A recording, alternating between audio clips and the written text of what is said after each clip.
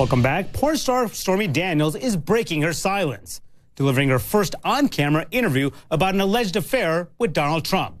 She's also claiming she was once threatened in front of her young child. And her attorney warns this is just the beginning.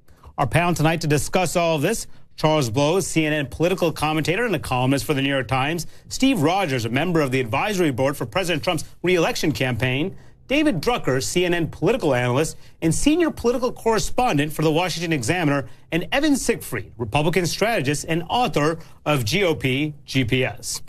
So, Steve, first to you. I figured that. I'm sure as a Trump supporter, you're tired of the story, ready to move on. But I'm curious, do you think that the president should give his account of exactly what happened here and about this payment that did occur, and whether he knew about this $130,000 payment? Well, here's my view on this. To begin with, it was like the weatherman saying a major storm was coming and it never showed up.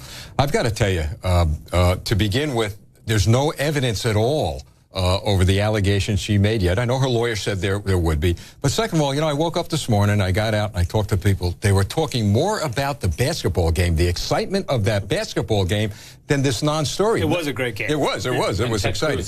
But my point is this, and believe me, I don't believe in talking points. I speak from here, all right? So please don't tell me these are talking points. The people today are concerned about their quality of life. They're concerned about their taxes. They're concerned about jobs and education.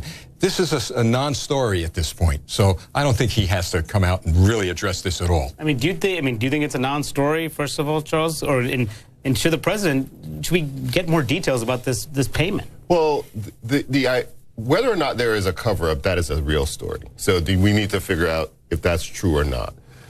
If he says it's not true, then we need to have somebody look into it to figure out if that's true or not. If she has been threatened in any way, we need to figure out if that is true. That's a real thing. What people do, what turns people on sexually, I mean, I am not a puritanical guy. Like, do your thing. But for the whole 30 years that I have been of voting age, the right has told me, you know, the moral majority has told me that they believed in a certain set of principles. And that is collapsing before my eyes, and I can no longer tell you what it even means to be conservative in America, because for 30 years I thought it meant something that apparently it does not mean. And that is a big thing to me. I don't, you know, what people do in their bedrooms, what people do in their marriages, their business. That's what I've always thought. But they told me that was wrong. Right. This is why America loves this guy. Right. This is refreshing. Right. Really, well, I mean it. But that is the thing, right? So imagine any other president, imagine the last one, and someone goes on television and says that on their first date, while he was married and his wife had just given birth, he has a date with me and he drops trowel and I spank him with a magazine with his face on it. She said she took his pants down. I mean, just imagine that happening to any other person, a liberal. And how would that response be? Would people just say, I would just watch the basketball game and it doesn't matter to me? They'd be pretty stunned. But you brought up an interesting point. I want to bring you guys into the conversation here about whether or not anybody else is looking into this. Stormy Daniels' attorney was on earlier today. He was asked about whether or not Special Counsel Robert Mueller has contacted him.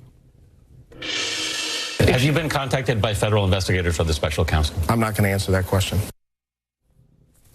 So he could be coy here. Maybe he has been contacted. I'm wondering, Evan, do you think that this could be a larger, more significant problem from the White House than we currently see? It could be, but in a certain way. First of all, what we learned in that interview, that Stormy Daniels seems to be the only one who can control Donald Trump based upon her account. She said he was talking only about himself, and then after she spanked him, he started asking about her and caring about her. So she should be the next White House chief of staff.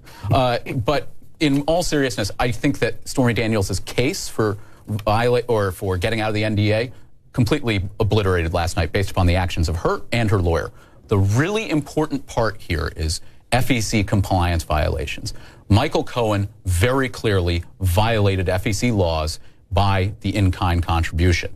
If anybody in the campaign knew about it, then it becomes conspiracy, and that's a massive problem for the White House. Yeah, and it's interesting today, the White House, he said that the White House was not aware about this payment that occurred, but they didn't say if the campaign was aware of it. Raj Shah directed questions to the campaign. But David, today they also denied forcefully the underlying allegations. But when you look at the underlying allegations that were being made by Karen McDougal, the Playboy playmate who alleges having a 10-month affair with the president, said that last week. She talked about Melania Trump, and she made some similar points to what Stormy Daniels did. In a lot of ways, their stories track similar accounts.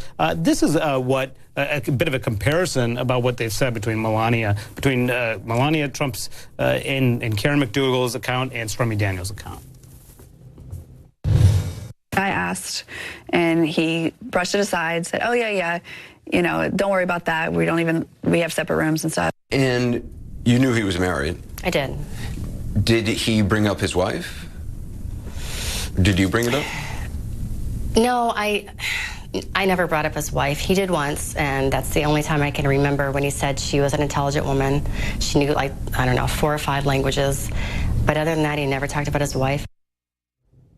So similar accounts that you've seen, there's several examples of that. I'm just curious, aside from the fact that this was an affair that occurred allegedly before he was president, the White House is publicly denying something that sounds credible on its face. Look, the interesting thing here is that we haven't seen the president issue a personal denial. We have seen that in every other case. Going back to the 2016 campaign, he was accused of improper conduct by multiple women. He's been accused by some of having an affair. He's always personally denied it, usually on Twitter, but also in interviews. This is a case where he has been noticeably silent, even though the White House and people in his circle have said that it's not true. And so I'm curious to see at some point, does the president have anything to say about it? Look, the political implication here, I think, for Republicans is that all of this adds to the noise that is driving upscale educated white women away from Republicans. These are usually Republican voters. They're fiscally conservative. They're hawks on national security. They do not like the president. And this adds to the reasons why they don't like the president. Nobody expected this president to be the paragon of moral virtue. They elected him understanding who he was. So this is not some sort of major hit to his character. And as we've all noticed, this has really been, in a sense, back page news. Now, it's true. Until recently. It's true that the interview on 60 Minutes was the most widely watched interview on 60 Minutes since Michelle and Barack Obama sat down right after the 2008 elections. So it's of interest. But of everything going on with Trump, it's been, in a sense, one of the most back page issues. The last thing I'd add here is that conservative voters decided a while ago that their insistence on having moral character in their politicians was getting them nowhere but losing.